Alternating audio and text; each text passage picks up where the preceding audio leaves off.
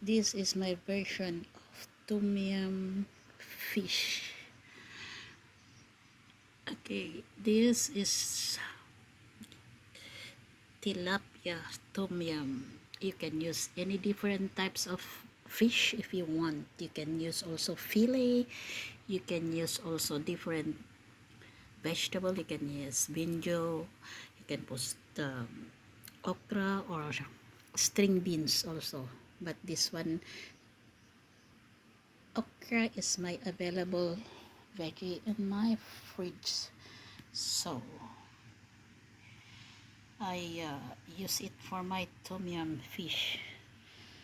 Like I said, you can use a different types of fish. You can use a fillet, you can use a fish head also, you can use that. Okay, and look at that, isn't it that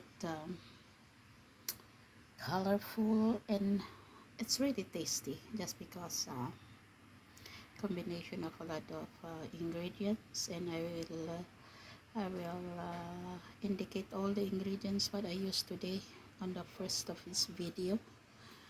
Okay, there. Okay, see you and thank you for everything.